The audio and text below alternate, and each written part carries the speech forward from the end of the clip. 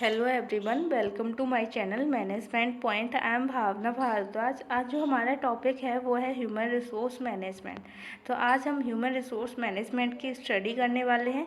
Part 1 मैंने इसलिए लिखा है क्योंकि टॉपिक लेंथी है, इसके 2 पार्ट बनाए हैं। ठीक है, तो फर्स्ट पार्ट में हम meaning and definition and scope of HRM देख लेते हैं।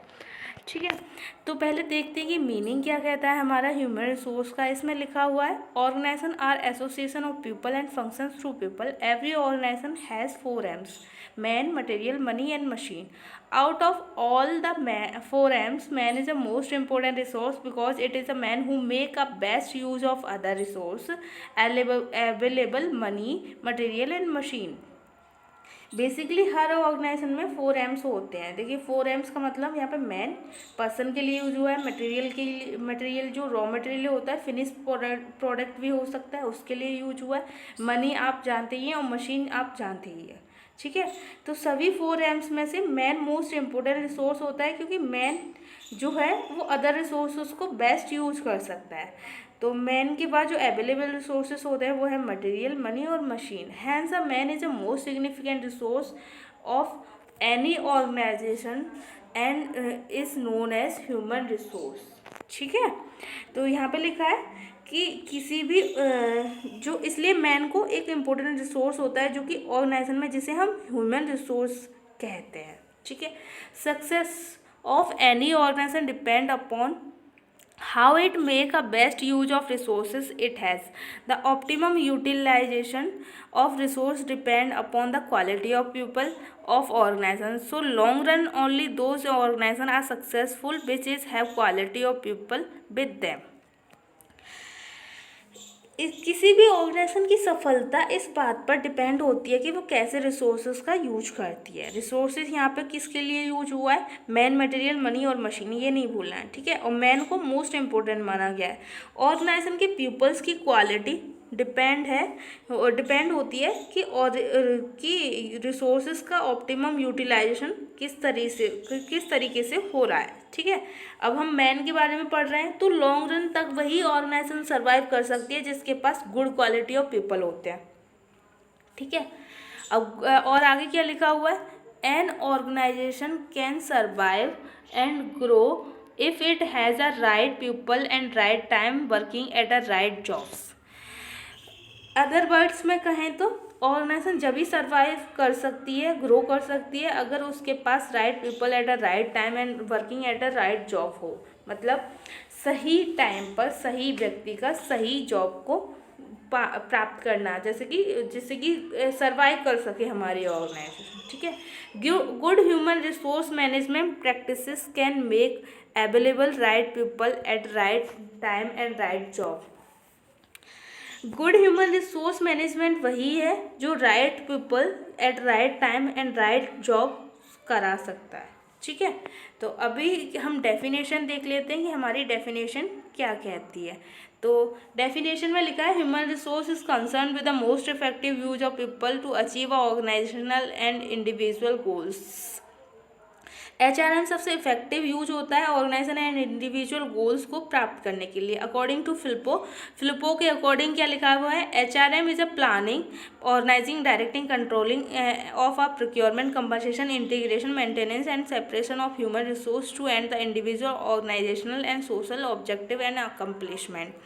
तो फिलिपो कहते हैं कि human resource management personally organisationally और सोशली ऑब्जेक्टिव्स को पूरा करने के लिए HR, procurement, development, compensation, integration, maintenance और अलग अलग प्लानिंग, ऑर्गेनाइजिंग, डायरेक्टिंग करने में हेल्प करता है। ठीक है, अभी स्कोप ऑफ HRM देखते हैं। तो फर्स्ट इज प्रोक्योरमेंट। प्रोक्योरमेंट का मतलब होता है इकट्ठा करना।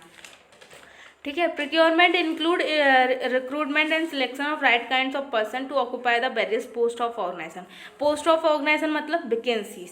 ठीक है, वेरियस पोस्ट ऑफ ऑर्गेनाइजेशन का मतलब है यहाँ पे वैकेंसीज। अब right kinds of people, personnel का मतलब है कि हम किस तरीके से और एम्प्लॉयज़ को क्या कहते हैं, हायर कर रहे हैं। तो प्रोक्योरमेंट का मतलब इकट्ठा करना होता है। तो यहाँ पे हम एम्प्लॉयज़ को रिक्रूटमेंट सिलेक्शन करके प्रोक्योर कर रहे हैं। ठीक है, अब कैसे करते हैं? Determination of man power recruitment. यहाँ पे हम ह्यूमंस की बात कर रहे हैं, तो ह्यूमंस का रिक्रूटमेंट किस तरीके से करते हैं। मैन पावर का मतलब यहाँ पे यूज हुआ है कि डिफरेंट डिफरेंट जो स्किल्स होती हैं डिफरेंट डिफरेंट पोस्ट के लिए मैच करना और उनको प्रिक्योर करना।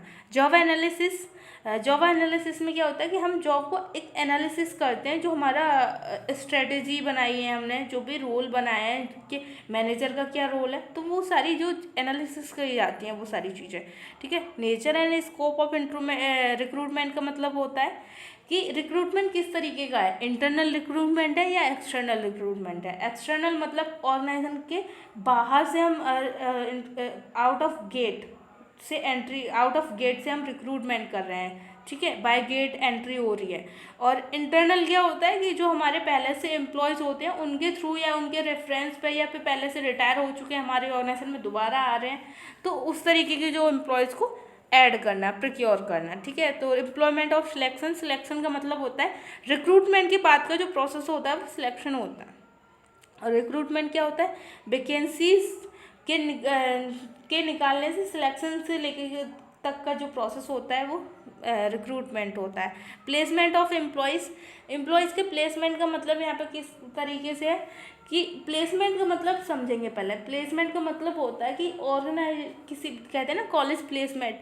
अब कॉलेज प्लेसमेंट कैसे कि ह्यूमन रिसोर्स का प्लेसमेंट हो रहा है, ठीक है। ह्यूमन रिसोर्स कौन है, हमारा जो स्टूडेंट है। अब हम उसको प्लेस करके एक ऑर्गेनाइजेशन में लेके आ रहे हैं और स्टूडेंट से उसको हम एम्प्लॉयज़ बना रहे हैं, तो इट मीन्स प्लेसमेंट, ठीक है।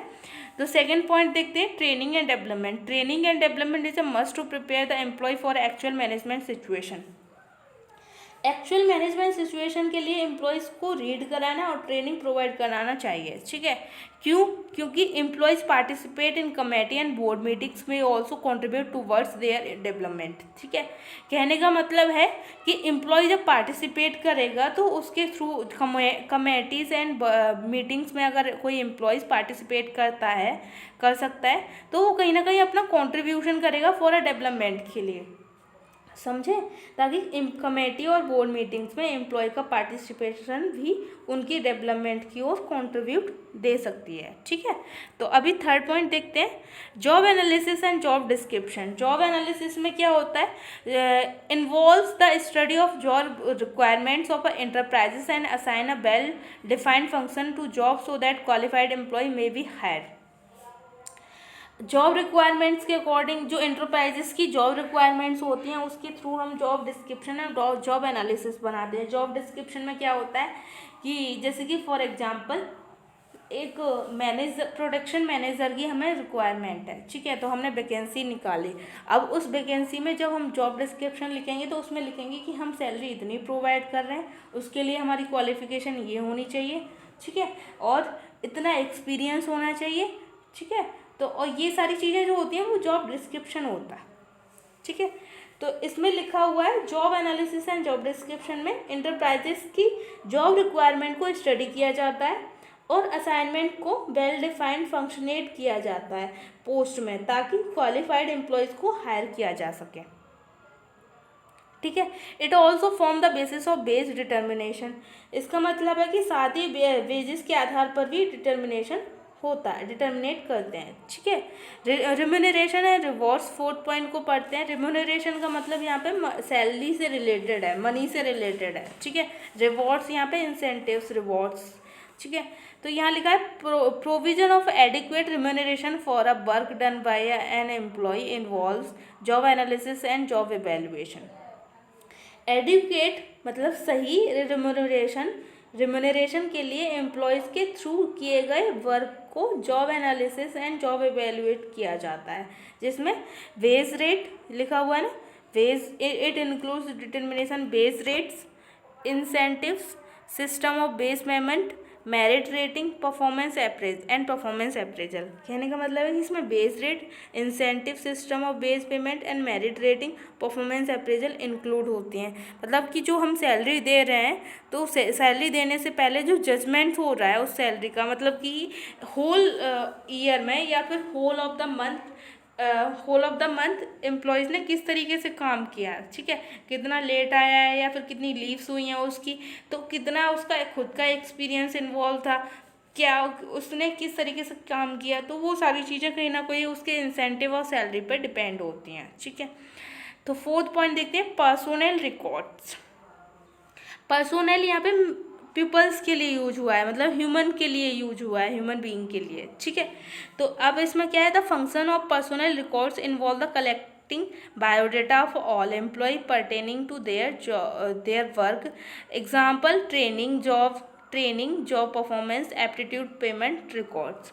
इसमें एम्प्लॉयज़ के रिकॉर्ड्स होते हैं जो कि सभी एम्प्लॉयज़ को के बायोडाटा के मतलब इसमें एम्प्लॉयज़ के रिकॉर्ड्स होते हैं जो कि सभी एम्प्लॉयज़ के बायोडाटा वर्क से रिलेटेड होता है, जैसे कि उसकी ट्रेनिंग कहाँ हुई है, कब हुई है, कितनी हुई है, क्या ड्यूरेशन में हुई है, जॉब परफॉर्मेंस उसका क्या है, क्या रहा है, मतलब उसका जो मेरिट बेस्ड है वो कहीं ना कहीं रिकॉर्ड्स होता है। ठीक है, एप्टीट्यूड मैनेज पेमेंट रिकॉर्ड्स में मतलब कि उसके कितने एप्टीट्यूड रिकॉर्ड्स किस तरीके से हमने किस तरीके से उसको पे किया है, तो ये सारी चीज़ें होती हैं HRM में। ठीक है, तो scope of HRM I hope समझ में आ गए होंगे, आपको पूरा ही समझ में आ गया होगा ह्यूमन रिसोर्स मैनेजमेंट होता क्या है।